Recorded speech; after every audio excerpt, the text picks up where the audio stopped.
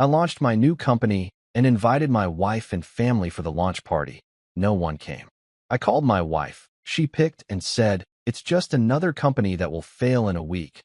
We are at your brother's barbecue party instead." Then as I introduced my special guest, my phone exploded with a call from my wife. "We need to talk. Now." You know that feeling when you've spent 3 months planning the perfect surprise party, except the surprise is on you because literally nobody shows up? Yeah, welcome to my Tuesday night. I'm standing here in what used to be a conference room at the Holiday Inn Express, because apparently that's where dreams go to get moderately priced continental breakfast and die. Watching my life's work get the audience it deserves, a big fat zero. Let me paint you this picture of pure, concentrated irony. I've got banners hanging like they're announcing the second coming of Steve Jobs, except instead of "think different," mine say "iron grid systems." The future of inventory management. Real sexy stuff, right? The kind of slogan that makes people weak in the knees and immediately want to optimize their supply chains. The lighting setup cost me more than my car payment, because nothing says successful tech entrepreneur like renting the same LED kit they use for high school graduations. Every bulb positioned to make me look like I've got my life together instead of like a guy who's been surviving on energy drinks and false hope for the better part of a year. I even ironed my shirt for this. Let me repeat that because it bears emphasizing.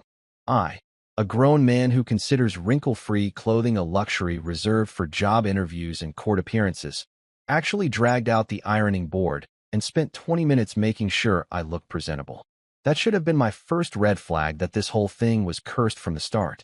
When you're ironing shirts for family members, you're basically asking the universe to humble you in the most spectacular way possible. The chairs. Oh man, the chairs. 47 of them, arranged in neat little rows like they're waiting for a TED Talk about revolutionary software solutions that nobody asked for. Each one representing a person I genuinely believed would show up to support me. My parents, who I specifically called 3 times to confirm. My college buddies who always said they'd be there when I made it big. Coworkers from my old job who used to listen to me ramble about algorithms during lunch breaks. And of course, the VIPs in the front row, reserved for Mia and her family, the people who were supposed to be my biggest cheerleaders. 7 o'clock hits like a slap from reality, and I'm standing here doing that awkward host thing where you keep checking your phone and glancing at the door, hoping the next person who walks in isn't just looking for the bathroom. The silence is so thick you could slice it with a butter knife and serve it as a side dish to my crushing disappointment. Even the hotel staff is giving me those pitying looks usually reserved for kids whose birthday clown canceled last minute. That's when I decide to call Mia, because surely there's been some kind of miscommunication. Maybe she forgot the time, or the address, or the fact that her husband was launching the company he's been obsessing over since before they invented TikTok. The phone rings once, twice, and then she picks up with that distracted tone that immediately tells me I'm interrupting something way more important than my life's work. "Hey babe, where are you?" I ask, trying to keep the desperation out of my voice and failing miserably. The first thing I hear isn't words, it's chewing. Loud, enthusiastic chewing that sounds like she's working her way through a rack of ribs with the dedication of a competitive eater. In the background, I can make out laughter, music, and the unmistakable sound of people actually having a good time, which is basically the opposite of what's happening in my sad little conference room of broken dreams. "We're at your brother Eric's barbecue," she says between what sounds like her 4th or 5th bite of something that's definitely not the catered sandwiches I ordered for tonight. "Just relax, okay? It's not like this is some big deal. It's just another one of your companies that'll probably fail within a week anyway." And there it is, folks.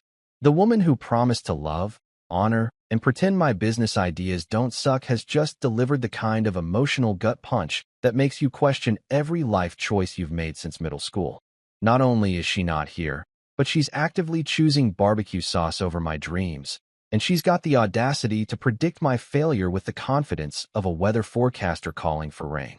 Before I can even formulate a response, something sarcastic about whether those ribs come with advanced predictive analytics or if Eric's grill has machine learning capabilities, she hangs up. Just like that. Click. Dial tone.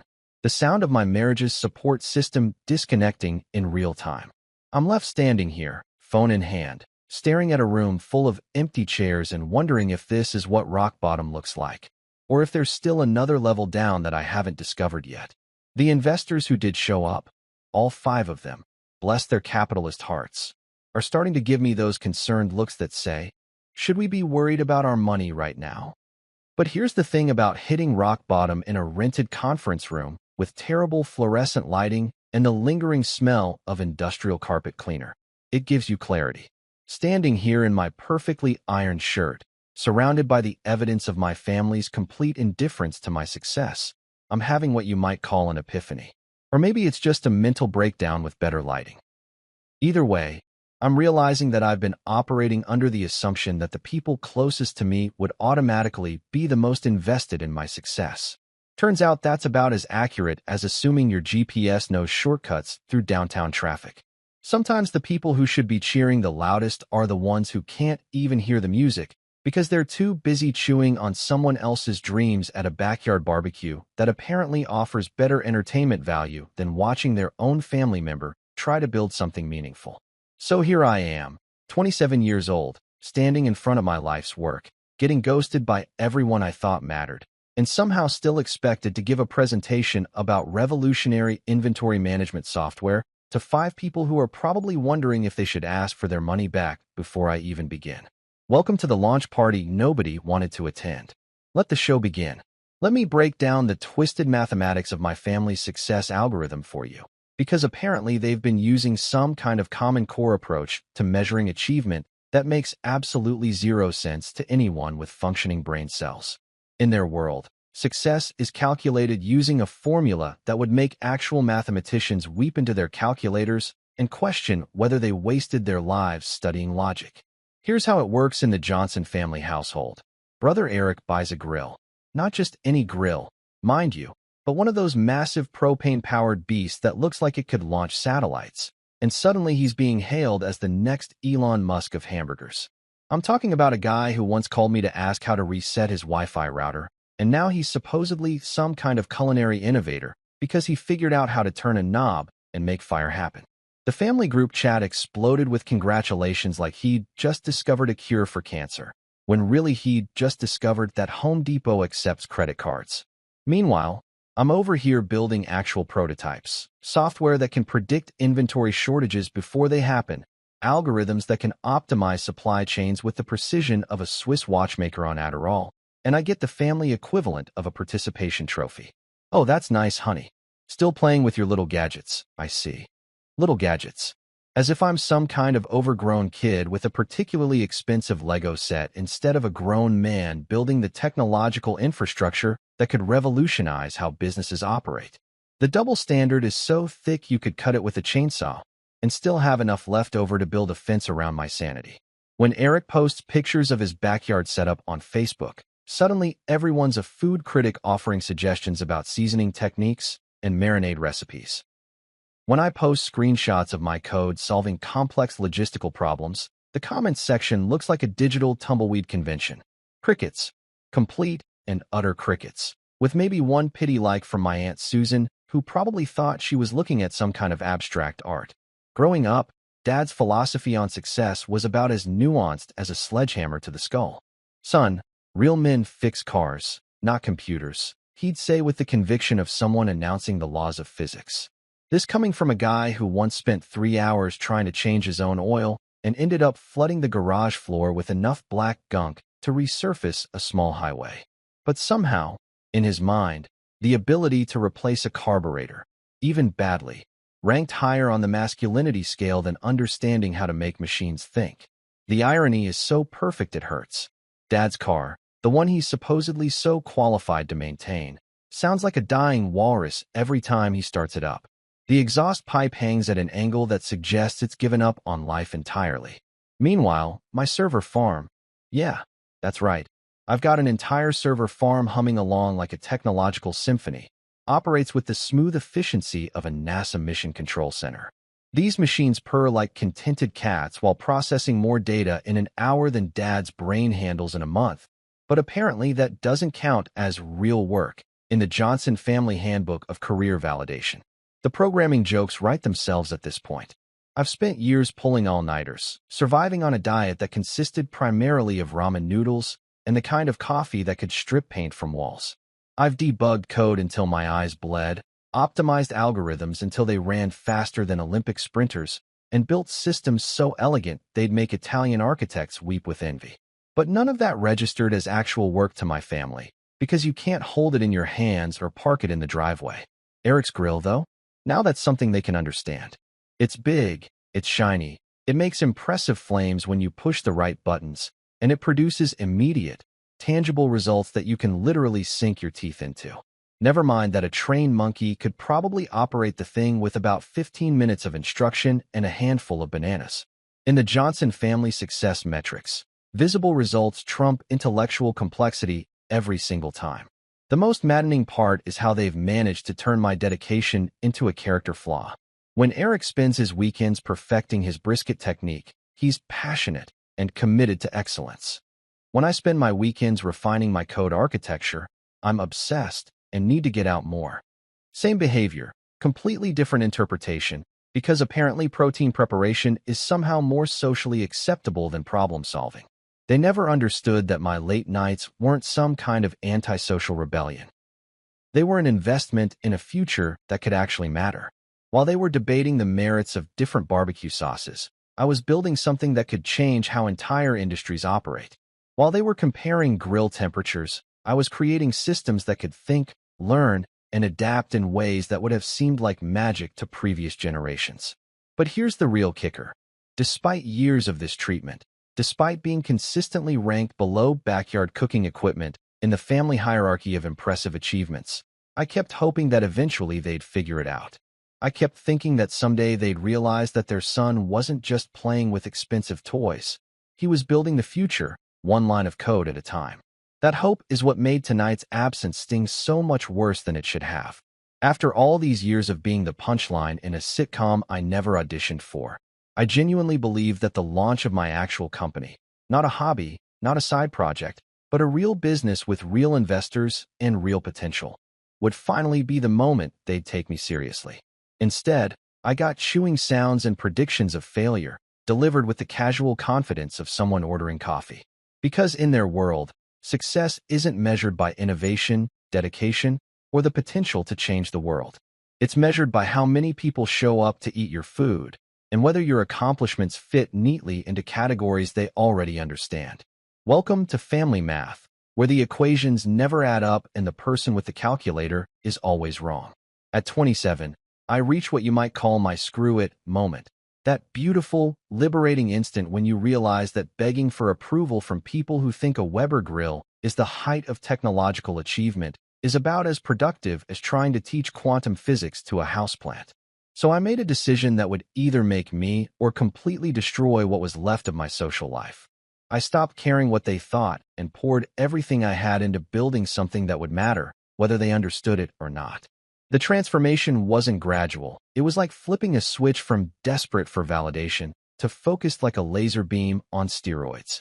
I became the kind of person who skips vacations not because I couldn't afford them, but because the idea of lying on a beach somewhere when I could be optimizing algorithms felt like the worst kind of time management. While my friends were posting Instagram stories from Cancun, I was posting screenshots of successful code deployments to an audience of exactly 0 people who cared, and somehow that felt infinitely more satisfying than any piña colada ever could.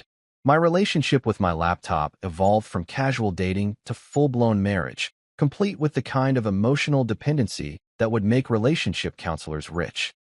I knew every fan noise it made, every slight variation in its startup sequence, every quirk of its temperamental charging port. We spent more quality time together than most married couples, and honestly, the laptop was a better conversationalist than half the people in my life. At least when it had problems, I could actually fix them with logical troubleshooting instead of endless discussions about feelings and communication styles. Mia started making jokes about being a tech widow, which would have been funny if there wasn't a sharp edge of genuine resentment behind every punchline. She'd find me at 3 in the morning, still hunched over my keyboard like some kind of caffeinated gargoyle, and ask if I was cheating on her with code again. I'd laugh it off, but the truth was, yeah, maybe I was. At least code did what I expected it to do. At least algorithms didn't suddenly decide they needed more attention or complain that I never listened to their problems. Speaking of caffeine, let me tell you about my relationship with coffee during this period, because it went way beyond your typical morning cup of motivation. I was consuming coffee so strong it could have been classified as a controlled substance. We're talking about the kind of brew that makes your eyeballs vibrate and turns your heartbeat into a drum solo. I had a coffee maker that looked like it belonged in a chemistry lab, complete with precision temperature controls and timing mechanisms that would make Swiss clockmakers jealous. My daily coffee consumption reached levels that would have concerned medical professionals if they hadn't been too busy treating people with more traditional addictions. I was going through beans like a small cafe, ordering supplies in bulk quantities that made delivery drivers assume I was running some kind of underground coffee distribution network. The UPS guy started leaving packages with a knowing nod, like he was delivering contraband instead of Ethiopian single-origin beans with notes of citrus and impending nervous breakdown. The fuel wasn't just chemical, it was emotional too. Every cup represented another step toward proving that I wasn't the family disappointment they'd pegged me as since childhood. Every late-night coding session was a middle finger to everyone who'd ever suggested I should get a real job or stop wasting time with computers. Every breakthrough, every successful test, every moment when my code did exactly what I designed it to do was validation that I was building something real, something important, something that mattered more than backyard barbecues and small talk about the weather. While Eric was spending money on fireworks for July 4th, because apparently nothing says American success story like setting your money on fire in colorful patterns, I was building something that could track, predict, and optimize inventory with the speed and accuracy of a caffeine-addicted squirrel on performance-enhancing drugs. My software wasn't just solving problems. It was solving problems that most people didn't even realize they had yet. The beauty of what I was creating went beyond simple functionality. This wasn't just another piece of business software destined to gather digital dust in some corporate server room. I was building a system that could learn from patterns, adapt to changes, and make predictions with the kind of accuracy that would make fortune tellers weep with envy. While my family was debating the merits of different barbecue rubs, I was creating artificial intelligence that could revolutionize how entire industries manage their resources. The loneliness of this period was real, though. There's something uniquely isolating about being passionate about something that nobody in your immediate circle understands or appreciates. It's like being the only person in a room who speaks a particular language, except instead of French or Spanish, you're fluent in Python and JavaScript, and everyone else is still trying to figure out how to change the time on their microwaves. But here's the thing about isolation when you're building something meaningful. It's not empty loneliness. It's the kind of solitude that comes with purpose, like being alone in a workshop while crafting something beautiful. Every sleepless night, every skipped meal, every social event I missed was an investment in a future that I could see clearly even when nobody else could. Tonight's launch was supposed to be the payoff for all of that sacrifice. Tonight was my chance to look at everyone who'd ever doubted me and say, "Remember when you thought I was just playing with gadgets? Well, check out what those gadgets built." I wanted to show them that I wasn't the family disappointment. I was the guy who'd turned coffee addiction and stubborn determination into a company launch complete with professional catering and appetizers that nobody would ever eat. The irony wasn't lost on me that the same people who'd dismissed my work as playing with computers would probably show up expecting free food and open bar service, ready to take credit for always believing in me the moment success became visible and socially acceptable to acknowledge. But they didn't show up, which means they'll never get the chance to rewrite history or claim retroactive support for dreams they'd spent years dismissing as expensive hobbies that would never amount to anything real. Standing there surrounded by 47 empty chairs that were judging me harder than a panel of food critics at a vegan barbecue competition, I'm starting to understand what it feels like to be a ghost at your own funeral. Except instead of people mourning my passing, they're actively choosing to celebrate someone else's ability to cook meat over an open flame. The silence in this room is so thick you could package it and sell it as premium awkwardness to people who collect uncomfortable experiences. That's when my phone decides to buzz with the enthusiasm of a caffeinated bee, and I see that little notification that makes my stomach drop faster than my family's opinion of my life choices. A new message in the family group chat. You know, That digital cesspool where my relatives gather to share inspirational quotes they found on Facebook and photos of meals that somehow warrant more documentation than historical events. I open it up, and there it is, a picture so perfectly timed it could have been orchestrated by a cosmic comedian with a really twisted sense of humor. Mia, my loving wife who apparently has a GPS tracker that leads directly to anywhere I'm not, is beaming at Eric's barbecue like she's just discovered the cure for boredom. She's holding a hot dog, not just any hot dog, but one of those artisanal, probably cost $12 creations that Eric grills with the precision of a cardiac surgeon. And she's hoisting it up like it's the Olympic torch, and she's about to start the most important athletic competition in human history. The caption, because of course there's a caption, reads, "Real party, real food. Real party, real food." As opposed to what exactly? My fake party with imaginary appetizers and holographic networking opportunities? I'm standing here next to a catering setup that cost me more than most people spend on their monthly car payments, surrounded by technology that represents the culmination of years of work and dreams, and apparently none of that qualifies as real in the Johnson family definition of authentic experiences. I want to reply so badly my thumbs are actually twitching. The perfect response is forming in my brain like a sarcastic symphony. Great photo. But does your hot dog come with machine learning algorithms? Or are we still operating at a caveman discovers fire level of innovation? But I don't send it, because engaging with family group chat passive aggression is like wrestling with pigs. You both get dirty, but the pig enjoys it, and you end up questioning your life choices. Instead, I do what any reasonable person would do when faced with photographic evidence of their family's complete indifference to their success. I pocket my phone and paste on a smile that feels about as genuine as a $3 bill. The 5 investors who actually showed up, bless their capitalist hearts and their willingness to believe in inventory management software, are watching me with the kind of concerned expressions usually reserved for people who might be having nervous breakdowns in public spaces.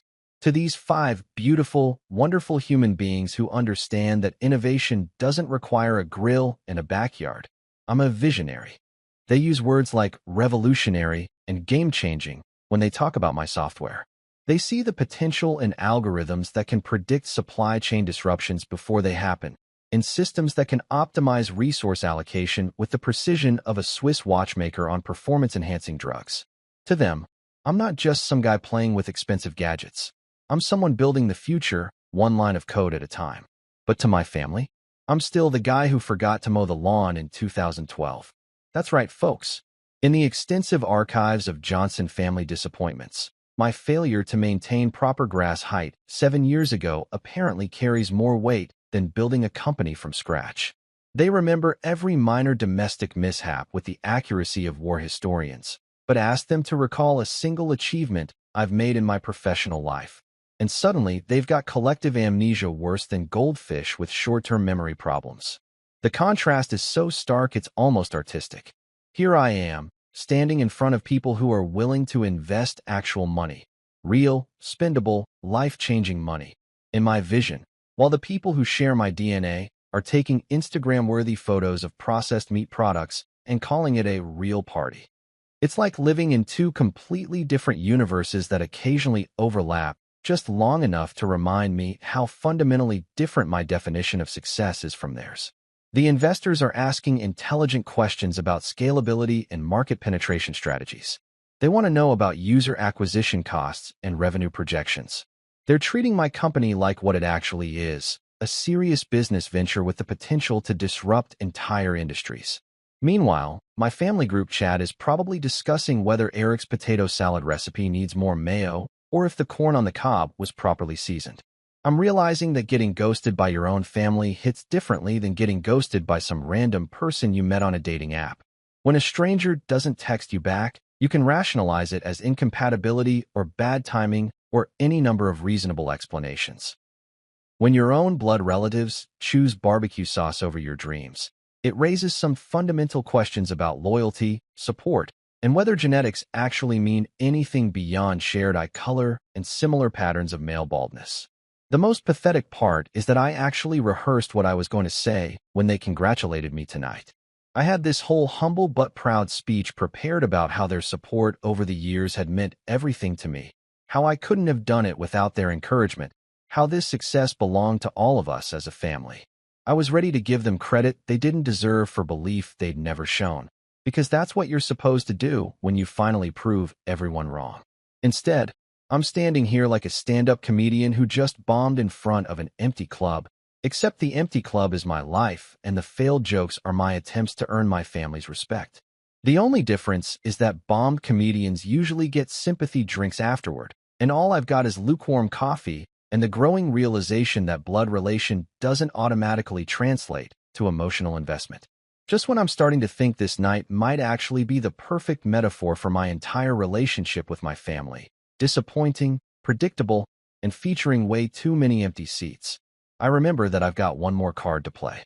And not just any card, mind you, but the kind of ace that makes poker players weep with envy and tech entrepreneurs question whether they're dreaming or having some kind of caffeine-induced hallucination. Ladies and gentlemen, allow me to introduce my surprise guest, the man who single-handedly turned my sad little conference room gathering into something that actually matters, Marcus Grant. Yeah, that Marcus Grant. The billionaire angel investor whose name gets dropped in Silicon Valley conversations the way normal people mention celebrities they'd like to meet someday. The guy who's turned more startup dreams into reality than a fairy godmother with a computer science degree and unlimited venture capital. When I announce his name, the atmosphere in the room changes so fast you can practically hear the molecular shift in the air. Those 5 investors who showed up out of pity or curiosity suddenly sit up straighter than military cadets at inspection. Their phones come out faster than guns in a Wild West showdown. And suddenly everyone's a photographer documenting this historic moment when little old me, the family disappointment who plays with gadgets, is standing next to a man whose net worth has more zeros than a freshman math textbook. The room transforms from sad conference space with delusions of grandeur to legitimate tech event where important things happen. Camera flashes start popping like paparazzi at a celebrity wedding, except instead of capturing someone's designer dress, they're documenting the moment when Marcus Grant decided that my inventory management software was worth his time, attention, and most importantly, his money. This is the kind of validation that you can't fake, can't buy, and definitely can't achieve by grilling hot dogs in your backyard. Marcus Grant doesn't show up to random events just to be polite. He doesn't invest in companies because he likes the color of their business cards, or because the founder seems like a nice guy who could use some encouragement. When Marcus Grant puts his name behind your company, it's because he's seen something that most people miss. Potential that goes beyond surface-level impressions and extends into actual, measurable, life-changing impact. The man himself is exactly what you'd expect from someone who's built an empire on recognizing brilliance before it becomes obvious to everyone else. He's got that quiet confidence that comes from being right about big bets so many times that making million-dollar decisions feels like choosing what to have for breakfast. When he talks about my software, he uses words like revolutionary and paradigm-shifting with the casual authority of someone who's watched entire industries get transformed by ideas that started in conference rooms just like this one. What we're looking at here, Marcus tells the room, his voice carrying the kind of weight that makes people lean forward and actually listen, isn't just another piece of business software. This is the kind of innovation that changes how entire supply chains operate. This is the future of inventory management, and frankly, I'm surprised more people aren't here to see it happen. And that's when my phone decides to stage its own personal rebellion against my moment of triumph. It starts buzzing with the persistence of a mosquito that's discovered an all-you-can-eat blood buffet, vibrating so aggressively that I'm pretty sure it's trying to achieve flight. The caller ID lights up with a name that makes my stomach drop faster than my family's expectations for my success. Mia. The timing is so perfect it borders on satirical. Here I am, standing next to one of the most influential people in the tech industry, having the biggest professional moment of my life, and my phone is practically screaming, "We need TO talk." Now, the same woman who traded my launch party for barbecue sauce and informed me that my company would probably fail within a week suddenly has urgent business that can't wait until after I finish networking with billionaire investors. The irony is thick enough to cut with a chainsaw and serve at Eric's next barbecue. For months, Mia has treated my work like an expensive hobby that occasionally interferes with more important activities like watching reality TV and complaining about how I never pay attention to her anymore. But now, when cameras are flashing and important people are shaking my hand, suddenly she needs to have an immediate conversation that apparently can't be postponed even 5 minutes. I watch my phone light up with call after call, each ring feeling like a tiny explosion of poorly timed desperation. Marcus is in the middle of explaining to the other investors why he believes in my company's potential to revolutionize supply chain management, and all I can think about is whether I should answer the phone or let it go to voicemail and deal with whatever domestic crisis has suddenly become more urgent than my professional breakthrough. The other investors are taking notes, asking intelligent questions about scalability and market penetration, treating this moment like the serious business discussion it actually is. But in the back of my mind, I'm calculating how long it'll be before Mia starts sending increasingly dramatic text messages about how I'm ignoring her and prioritizing work over family, as if showing up to support my launch in the first place wasn't exactly the kind of family priority she should have been thinking about 3 hours ago. This is my life in a nutshell. Finally achieving something worth celebrating, surrounded by people who understand its significance, and simultaneously being pulled back into the same family dysfunction that made this achievement necessary in the first place. It's like trying to enjoy a gourmet meal while someone's tugging at your sleeve asking if you remember to take out the trash. Marcus Grant is talking about partnership opportunities and growth strategies, painting a picture of a future where my software becomes an industry standard, where my algorithms help companies save millions of dollars and optimize operations on a scale I'd only dreamed about. And my phone is buzzing with what I can only assume are complaints about my absence from a backyard barbecue that I was never invited to attend in the first place. The contrast couldn't be more perfect if I'd written it as a screenplay about the absurdity of trying to build something meaningful while surrounded by people who fundamentally misunderstand what meaning actually looks like. The next morning, I'm sitting in my office, my actual office, with walls and a door and everything. Not some corner of a coffee shop where I pretend to be important while ordering overpriced lattes, when I hear the unmistakable sound of someone who thinks they know better than me about literally everything. The heavy footsteps, the dramatic door opening, the theatrical clearing of the throat that announces the arrival of someone who's about to deliver unsolicited wisdom with the confidence of a motivational speaker who's never actually motivated anyone to do anything productive. Enter Dad, stage left, clutching his clipboard like it's some kind of magical talisman that grants him the power to solve everyone else's problems. I swear that man was born with that clipboard surgically attached to his hand. I'm pretty sure he took it on his honeymoon, probably made a checklist for romantic activities, and rated my mother's performance on a scale of 1 to 10. The clipboard is his security blanket, his conversation starter, his way of pretending that life can be organized into neat little boxes that can be checked off with the satisfaction of completing a grocery list. Son, he says, settling into the chair across from my desk like he's about to conduct a job interview for a position I didn't know I was applying for. We need to have a practical conversation about this company of yours. The way he says company makes it sound like I've started a lemonade stand that's gotten slightly out of hand, not built a legitimate business with actual investors and revolutionary software that could change entire industries. He flips through his clipboard pages with the dramatic flair of a prosecutor preparing to present evidence in a murder trial. I've been thinking, he continues, which is always a dangerous way to start any conversation with my father, because his thinking process involves the kind of logic that would make philosophy professors question their life choices. And what this business needs is stability. Real-world experience. Someone who understands how things actually work. I'm nodding along, waiting for the punchline, because surely this is leading somewhere that makes sense. Maybe he's going to suggest hiring an experienced operations manager or bringing on a consultant who understands supply chain logistics.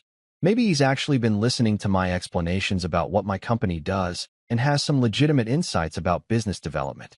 But no. Oh, hell no. What comes out of his mouth next is so perfectly absurd that I actually wonder if I'm still asleep, and this is some kind of stress dream brought on by too much caffeine and not enough family validation. Let's add your brother Eric to the company, he says with the straightforward confidence of someone announcing the weather forecast. For stability. He knows grills, computers. It's a perfect partnership.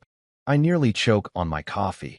which would have been tragically ironic considering how much of my life has been fueled by caffeine and determination. Eric, my brother Eric, whose greatest technological achievement is figuring out how to connect his phone to a Bluetooth speaker, is apparently the missing piece in my sophisticated software development company. The same Eric who once asked me if the cloud was actually stored in the sky, and seemed genuinely disappointed when I explained that data centers don't float around in the atmosphere like digital weather patterns. Dad, I say, trying to keep my voice level and professional. Eric's expertise is in outdoor cooking. My company develops inventory management software. Those are different skill sets.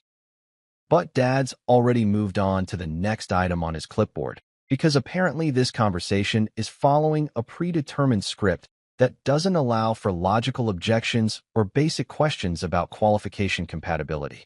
Your mother and I have been discussing this, he says, which translates to your mother has been complaining and I've been nodding along while watching sports.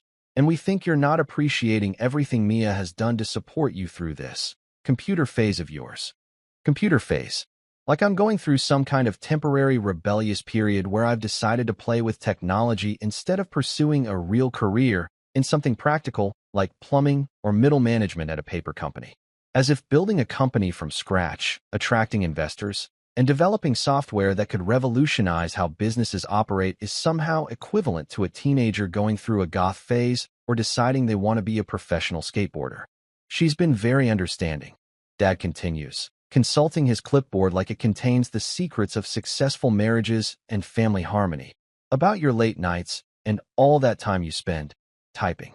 The least you could do is make sure she's financially secure when this whole thing inevitably. He doesn't finish the sentence, but the implication hangs in the air like smoke from one of Eric's perfectly grilled burgers. The clipboard, I realize, isn't just a prop.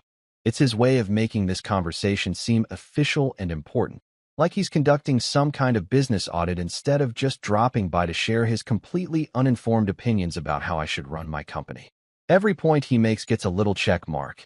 Every suggestion gets noted down like he's documenting a formal consultation instead of just offering advice that no rational person would ever consider following.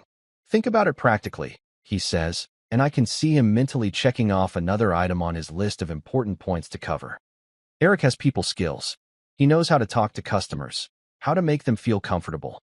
When was the last time you had a real conversation with someone who wasn't staring at a computer screen? The beautiful irony is that I spent last night having conversations with investors who understand exactly what I do and why it matters. People who can discuss algorithms and market disruption and scalability without needing basic explanations about how technology works. But apparently those don't count as real conversations because they involve technical knowledge and professional expertise instead of discussing the optimal temperature for cooking various cuts of meat. Mom's contribution to this family intervention is even more precious. Don't forget, Mia supported you through. Well, she tolerated you while you coded. Tolerated. Like my passion for building something meaningful was some kind of annoying habit she had to endure, like leaving dirty socks on the floor or forgetting to put the toilet seat down. The woman who missed my launch party to eat barbecue and predict my failure is apparently a saint for not filing for divorce while I was building the foundation of our financial future. At this point, staring across my desk at Dad and his magic clipboard of terrible business advice, I realize I've got two choices. I can either lose my mind trying to explain why adding a grill master to a software company makes about as much sense as hiring a professional mime to handle customer service calls, or I can deploy the one weapon in my arsenal that's never failed me when dealing with family dysfunction. Weapons-grade sarcasm delivered with the precision of a surgical strike. I choose sarcasm because sometimes when the universe hands you material this perfect, you'd be crazy not to use it. You know what, Dad? I say, leaning back in my chair with the kind of smile that should probably come with a warning label. That's brilliant. Absolutely brilliant. Let's make Eric the Chief Technology Officer of Backyard Barbecue Solutions. We'll corner the market on inventory management systems that smell like hickory smoke and come with a side of potato salad. Dad's face goes through this fascinating progression of expressions, like he's trying to decide whether I'm being serious or if I've finally snapped under the pressure of running a company that he fundamentally doesn't understand. The clipboard gets clutched a little tighter like it might provide some kind of protection against the incoming verbal assault that he probably should have seen coming from a mile away. And Mom, I continue, really warming up now because this is the most fun I've had since Marcus Grant shook my hand and told me my software could change the world. You can be our chief emotional sabotage officer. Your job will be to remind everyone that what we're doing isn't real work and that we should probably give up before we embarrass ourselves further. You'll be in charge of lowering expectations and making sure nobody gets too excited about success. The silence that follows is so thick you could bottle it and sell it as premium awkwardness to people who collect uncomfortable family moments. Dad's pen hovers over his clipboard like he's not sure whether he should be taking notes or calling a mental health professional. Mom, who's been sitting quietly in the corner like a supportive furniture piece, finally speaks up with the kind of wounded tone that suggests I've somehow crossed a line by accurately describing their behavior patterns. There's no need to be sarcastic, she says, which is rich coming from someone who's spent the last 5 years treating my career like an expensive joke that's gone on too long. We're just trying to help. Help, right. The same kind of help that involves skipping my company launch to attend a barbecue and then predicting my failure with the casual confidence of someone ordering coffee. The same kind of help that suggests adding an outdoor cooking specialist to a technology company because balance and real-world experience and other buzzwords that sound meaningful until you actually think about them for more than 3 seconds. I appreciate the help, I say, and I can hear my own voice dripping with the kind of sincerity usually reserved for thanking people who give you fruitcake for Christmas. But I think we've got the technical expertise covered. Eric can stick to perfecting his brisket technique, and I'll handle the revolutionary software development, division of labor, and all that. Dad consults his clipboard again, like it might contain some hidden wisdom about dealing with ungrateful sons who don't appreciate unsolicited business advice from people who think Wi-Fi is a type of science fiction. You don't have to be smart about everything, he says, which is probably the most unintentionally hilarious thing he said all morning. Success is about people, not just gadgets. Gadgets. There it is again, that word that makes my eye twitch like I've developed some kind of involuntary response to technological minimization. Marcus Grant didn't invest in my gadgets. Those 5 investors didn't show up to my launch to hear about expensive toys. They came because they recognized that what I've built represents the future of how businesses operate, not because they wanted to play with shiny objects that make beeping sounds. You're absolutely right, Dad, I say, and now I'm really hitting my stride because the material just keeps getting better. Success is about people. That's probably why Marcus Grant, the billionaire investor, showed up to my launch last night instead of Eric's backyard barbecue. He must have heard about the revolutionary hot dog technology and got confused about which event was more likely to change the world. The thing about sarcasm is that it works best when it's based on truth.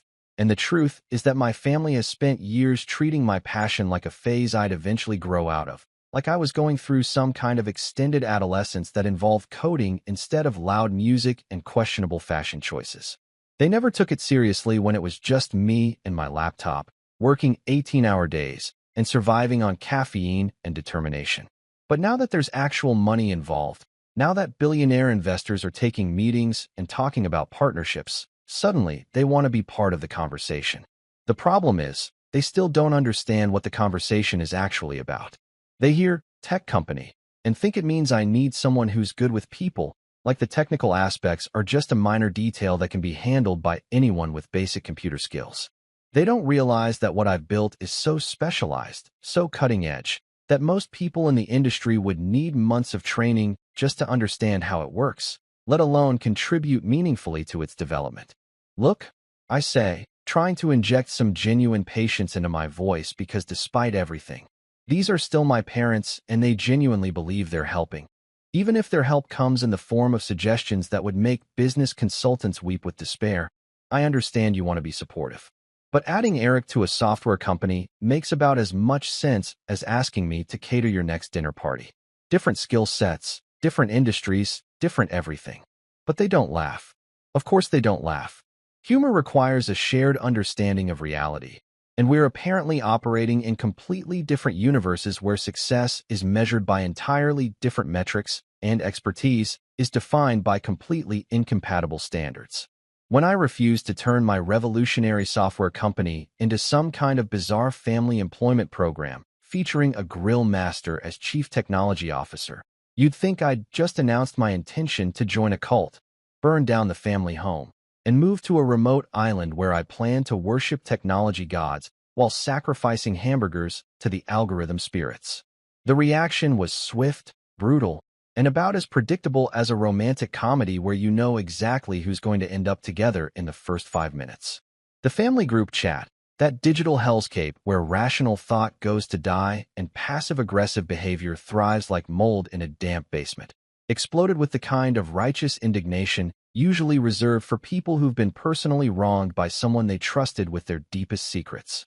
Suddenly, my refusal to hire my brother as a technology consultant became the central piece of evidence in the case against my character, my values, and apparently my worthiness as a human being. Dad kicked things off with the subtle touch of a sledgehammer to the skull. Ungrateful. Just one word. No context, no explanation, like he was delivering some kind of biblical judgment from the mountaintop of parental wisdom. The beauty of this particular accusation is its complete disconnection from reality. Ungrateful for what, exactly? Ungrateful for years of having my work dismissed as playing with expensive toys? Ungrateful for missing my company launch to attend a barbecue? Ungrateful for the suggestion that I hire someone whose technical expertise peaks at operating a propane tank? Mom followed up with her own masterpiece of emotional manipulation. You've changed. This is Mom's go-to move when she can't actually articulate what's wrong with your behavior, but knows she disapproves of it anyway. It's like accusing someone of being different without bothering to specify whether that difference is good, bad, or completely irrelevant to anything that matters. Of course I've changed. I went from being a guy with big dreams and no resources to being a guy with big dreams, actual investors, and a company that billionaires think is worth their time. If that's not the kind of change worth celebrating, I don't know what is. But Eric, sweet, simple Eric, delivered the real gem that made me laugh so hard I nearly spit coffee all over my laptop. Bro, you're jealous of my ribs. Jealous of ribs. Apparently, in Eric's universe, the natural response to building a successful tech company is to become consumed with envy over someone else's barbecue skills. Because nothing says professional achievement like being bitter about your brother's ability to apply dry rub seasoning with the precision of someone who's watched a lot of YouTube tutorials. The accusation is so perfectly absurd that I had to read it 3 times to make sure I wasn't hallucinating from too much caffeine and family-induced stress. Yes, Eric, you've cracked the code. My years of education, my countless hours of programming, my breakthrough innovations in inventory management software, it all comes down to rib envy. I'm clearly just a jealous sibling who can't handle the fact that you've mastered the ancient art of cooking meat over controlled fire. But then Mia jumped into the conversation with the kind of financial wisdom that makes divorce attorneys rich. We need equity. Not congratulations on your success, or I'm proud of what you've accomplished, or even sorry I missed your launch to eat someone else's food. Just a straight-up demand for ownership stake in a company she spent months predicting would fail, delivered with the casual entitlement of someone ordering a side of fries with their meal. The progression is so beautiful it's almost artistic. First she misses my launch, then she predicts my failure, then she demands a piece of the profits. It's like watching someone refuse to buy lottery tickets because those things never win, and then demanding half the jackpot when your numbers come up. The logic is so twisted it could be used as a case study in business schools under the heading, How Not to Support Your Spouse's Entrepreneurial Dreams. This is when I did something that future historians will probably mark as the moment I officially stopped caring about maintaining family harmony at the expense of my own sanity. I started taking screenshots. Every text, every accusation, every demand, every piece of passive-aggressive manipulation got carefully documented and saved to a folder I labeled Evidence of Insanity, with the thoroughness of someone building a legal case. Because here's the thing about family dysfunction. People love to rewrite history when it's convenient for them. Give it 6 months, and suddenly they'll all remember being supportive from the beginning and always believing in my vision. They'll conveniently forget the missed launch, the failed predictions, and the suggestions to hire a grill master as my technical consultant. But screenshots don't lie, And screenshots don't forget, and screenshots make excellent evidence when people try to gaslight you about your own lived experiences. I sent the entire collection to my business partner, Lewis, because sometimes you need an outside perspective to confirm that you're not the crazy one in this scenario. Lewis, bless his rational soul, replied with the kind of clarity that comes from not being emotionally invested in family dynamics. Bro, your family's a Netflix series waiting to happen. I'm thinking reality TV meets Silicon Valley meets Dysfunction Junction. You could probably sell the rights and make more money than your actual company. He wasn't wrong. The material is so rich, so perfectly absurd, that it practically writes itself. You've got the tech entrepreneur trying to build something meaningful, the family that doesn't understand what he does but wants to benefit from his success anyway, the wife who predicts failure then demands equity, and the brother whose greatest contribution to the conversation is an accusation of rib jealousy. It's got everything: comedy, drama, family dysfunction, and enough irony to power a small city. The best part is that muting the family group chat felt like turning off a fire alarm that had been going off unnecessarily for years. Suddenly, my phone stopped buzzing with notifications about how ungrateful and changed and jealous I am, and started buzzing with actual important communications from investors, clients, and people who understand that building a company requires focus, not constant emotional management of people who can't tell the difference between supporting your dreams and sabotaging them. A week later, I decided to conduct what you might call a social experiment. Except instead of studying human behavior in controlled laboratory conditions, I was testing whether it's actually possible to have a good time when you invite people who genuinely want to be there instead of people who are obligated to show up because you share DNA and awkward holiday memories. The hypothesis was simple. Parties are more fun when the guests actually like the host and aren't secretly calculating how much free food they can consume before making their escape. So I sent out invitations for what I'm calling the real launch party, because apparently the first one was just a warm-up act for the main event that actually matters. This time, instead of relying on family loyalty that turned out to be about as reliable as a chocolate teapot, I invited people who've proven their worth through actions rather than genetic proximity. My coworkers, who've watched me build this company from the ground up and understand exactly why it matters. A couple of neighbors who actually ask intelligent questions about what I do instead of nodding politely and changing the subject to lawn care techniques. And Lewis, of course, because every good party needs at least one person who appreciates both good jokes and good business decisions. The venue wasn't some rented conference room that smells like industrial carpet cleaner and broken dreams. This time I used my own backyard, which has the advantage of being free, familiar, and completely devoid of the kind of corporate atmosphere that makes small talk feel like a job interview. I strung up some lights that I actually owned instead of rented, set up tables that didn't look like they belonged in a high school cafeteria, and created the kind of relaxed environment where people can have actual conversations instead of networking interactions that feel like professional speed dating. Lewis showed up early, as promised, and brought his dog, a golden retriever named Algorithm who's got better social skills than most humans and definitely better instincts about who's worth spending time with. The dog immediately made friends with everyone, which is more than I can say for my family's performance at social events. There's something beautifully ironic about the fact that a dog named after a programming concept was more socially successful at my tech company party than my actual relatives would have been. My coworkers brought their kids, their spouses, their genuine enthusiasm for what we've built together.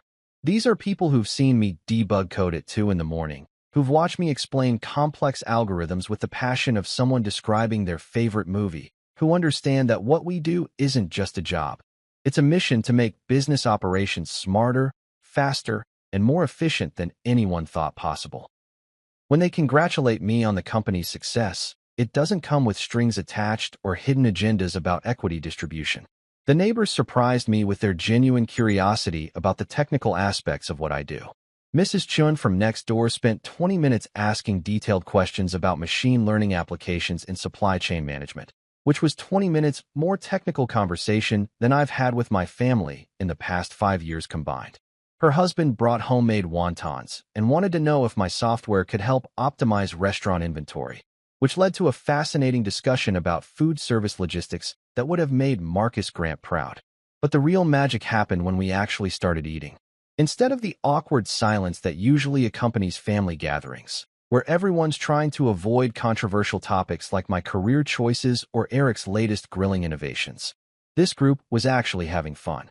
People were laughing at jokes that weren't at someone else's expense, sharing stories that didn't involve passive-aggressive commentary about life decisions, and asking questions that came from genuine interest rather than obligatory politeness.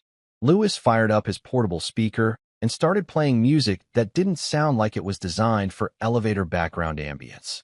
The kids ran around the yard like kids are supposed to, instead of sitting quietly while adults discuss adult things they're not supposed to understand.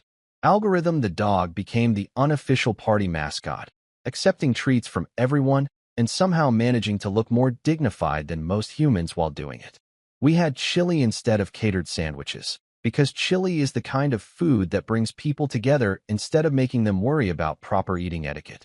Everyone contributed something: bread, drinks, dessert, stories about their own professional challenges and victories. It felt like a real celebration instead of a performance piece designed to impress people who were predetermined to be unimpressed anyway. The conversation naturally drifted to business, but in the good way. People asking about future plans, sharing ideas about potential applications for the software, discussing the challenges and opportunities that come with building something from scratch. These weren't people trying to figure out how to get a piece of the action. These were people genuinely interested in seeing success happen for someone they actually care about. Someone, I think it was Dave from accounting, who's got the kind of quiet wisdom that comes from watching office politics from the sidelines, raised his beer and said something that hit me harder than Marcus Grant's investment offer. This company feels like you, man. Like, it's got your personality built into it, your values, your way of solving problems. That's rare. That line landed with the impact of a perfectly timed punchline in a comedy special, except instead of making me laugh, it made me realize something I'd been missing. All this time, I'd been so focused on proving my worth to people who were never going to understand what I was building that I'd forgotten to appreciate the people who already got it. These weren't just co-workers and neighbors. These were my actual support system, the people who'd been cheering me on without me even realizing it. The party went late, which is always the sign of a successful gathering. People didn't start checking their phones at 8:30 or making polite excuses about early morning commitments. They stayed, they talked, they laughed, they asked for seconds on the chili, and they treated my success like something worth celebrating instead of something that needed to be qualified or diminished or shared with people who hadn't earned it. When the last guest finally left, I was cleaning up paper plates and plastic cups, but instead of feeling drained like I usually do after social events, I felt energized. This was what support looked like when it wasn't complicated by family dysfunction and misplaced expectations. As I'm locking up the office that night, turning off the lights on what's officially become the best week of my professional life, I find myself having one of those moments of clarity that usually only happen in movies or after consuming dangerous amounts of caffeine. The kind of revelation that makes you stop mid-action and actually think about the trajectory of your life, the choices you've made, and the people you've been trying so hard to impress. Standing there in the dark, surrounded by the quiet hum of servers that represent years of work, sacrifice, and dreams that refuse to die despite being systematically ignored by the people who should have been my biggest cheerleaders, I finally get it. Really get it. In a way that goes deeper than just intellectual understanding and settles into that place where real wisdom lives. My family might never clap for me unless I figure out how to turn my server racks into some kind of high-tech grilling apparatus that can optimize barbecue sauce distribution while simultaneously streaming Netflix and providing weather updates. They might never understand that what I've built represents the future of how businesses operate, because in their world, success is measured by how many people show up to eat your food, and whether your accomplishments can be easily explained to someone who thinks the internet is something that just magically appears when you open a web browser. But here's the beautiful, liberating truth that I'm finally ready to accept. I don't need their applause anymore. Not because I'm bitter or angry or holding grudges that will poison family gatherings for the next decade, but because I've finally found something better than their approval.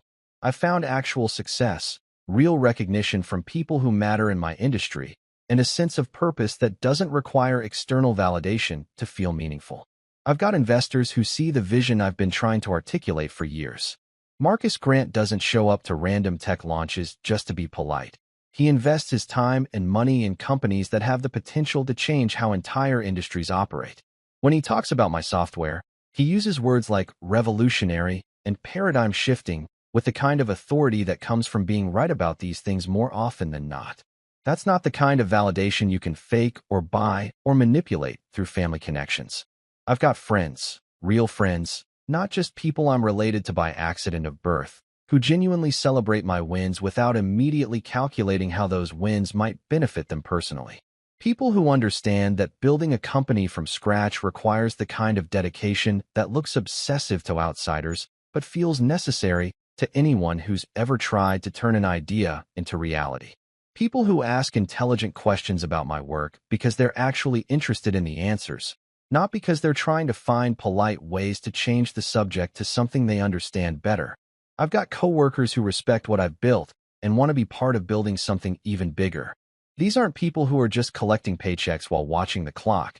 They're invested in the mission, excited about the possibilities, and committed to turning this crazy idea about optimizing inventory management into something that actually changes the world, one algorithm at a time. The contrast couldn't be more stark. While my family was taking Instagram-worthy photos of grilled meat products and calling it a real party, I was having conversations with people who understand that the future of business operations runs on software, not barbecue sauce. While they were debating the optimal temperature for cooking various cuts of beef, I was building systems that could predict supply chain disruptions before they happen and optimize resource allocation with precision that would make Swiss watchmakers jealous. Mia's prediction still echoes in my mind sometimes, usually late at night when I'm reviewing financial projections and growth forecasts. It'll fail in a week. Well, here's my punchline to that particular joke. It didn't fail. Not in a week, not in a month, not ever. The company she was so confident would crash and burn is not only surviving, but thriving, growing, attracting investment from people who understand that innovation doesn't come with guarantees, but is always worth the risk when it's built on solid foundations and revolutionary thinking.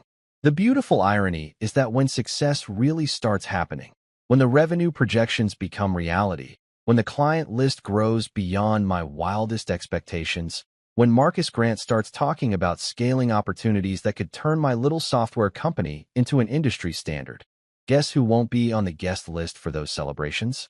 That's right, the Family Barbecue Club, the people who chose hamburgers over my dreams and predicted my failure with the casual confidence of weather forecasters calling for rain.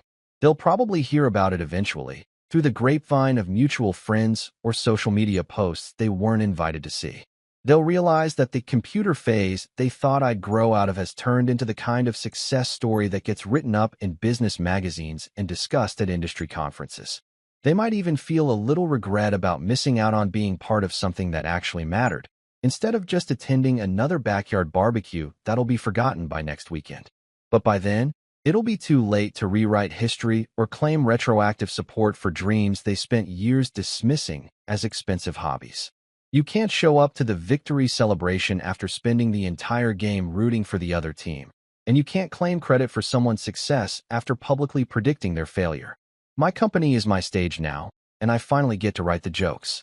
Not the bitter, defensive humor of someone trying to prove his worth to people who'll never understand it, but the confident comedy of someone who's built something meaningful and gets to enjoy it with people who actually appreciate the punchline. The setup took years of late nights and caffeine addiction and family disapproval, but the payoff is sweeter than any barbecue sauce Eric could ever perfect. Success tastes better when it's shared with people who actually wanted you to succeed in the first place. And the best part about writing your own material is that you get to decide who deserves to hear the good jokes and who gets left wondering what everyone else is laughing about.